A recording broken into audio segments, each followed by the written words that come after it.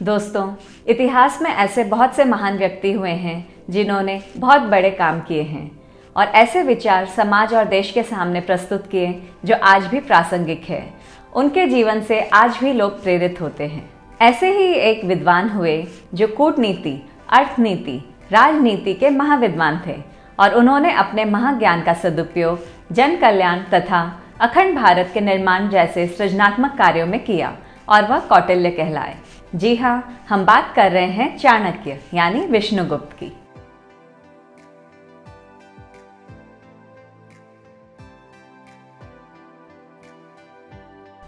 वास्तव में आचार्य विष्णुगुप्त जन्म से ब्राह्मण थे और उत्पत्ति से क्षत्रिय थे। उन्हीं के निर्देशन में चंद्रगुप्त सम्राट चंद्रगुप्त बने। वह अपनी माता पिता की पहली संतान थे। तक्षशिला विश्वविद्यालय के आचार्य थे। उन्होंने मुख्यतः भील और किरात राजकुमारों को प्रशिक्षण दिया। उन्होंने नंद वंश का नाश करके चंद्रगुप्त मौर्य को राजा बनाया। उनके द्वारा रचित अर्थशास्त्र नामक ग्रंथ राजनीति, अर्थनीति, कृषि, समाज नीति आदि का महान ग्रंथ है। आज बात करते हैं उन्हीं चाणक्य के एक मज़ेदार किस्से की, जहां चाणक्य द्वारा सम्राट चंद्रगुप्त को एक सीख दी गई है।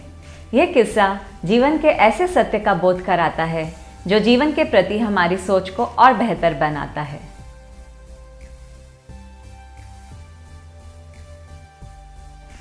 प्रतिभा के धनी चाणक्य रंग रूप में सामान्य से भी कम थे। एक दिन चंद्रगुप्त मौर्य को एक मजाक सूझा और उन्होंने चाणक्य से कहा, आचार्य, पूरी दुनिया जानती है कि आप कितने गुणवान हैं, परंतु यदि आप रूपवान होते तो बात बनती। आचार्य कुछ बोलते उसके पहले ही महारानी ने कहा, महाराज, रूप तो मृग तृष्णा है।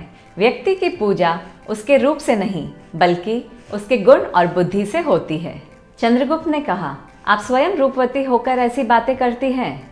व्यक्ति अगर रूपवान हो तो उसके गुण भी निखर जाते हैं।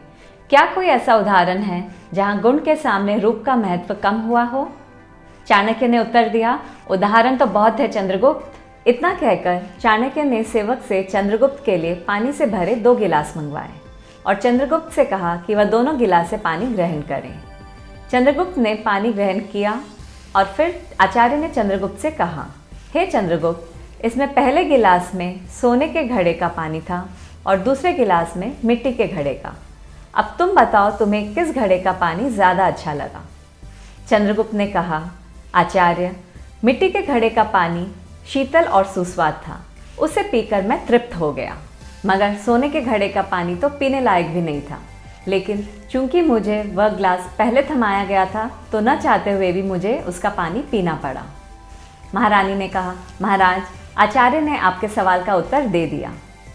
चमचमाते सोने का घड़ा देखने में तो बहुत खूबसूरत है, लेकिन वह घड़ा भला किस काम का जिसका पानी पीने लायक भी ना हो। और वहीं मिट्टी का घड़ा देखने में तो कुरूप है, लेकिन उसमें पानी को ठंडक एवं मिठास देने का गुण है। अब आप ही बताइए कि रूप बड़ा है कि गुण?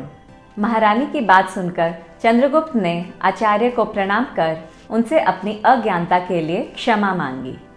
तो इस प्रकार एक सरल से उदाहरण को पेश करके आचार्य ने चंद्रगुप्त को जीवन के एक सत्य का बोध कराया।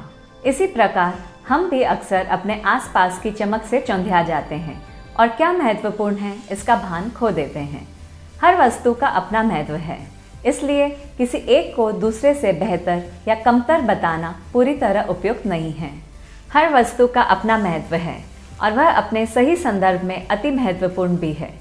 तो सही पहचान करें चीज़ों की, स्वयं की, और किसी को कमतर न आंकें।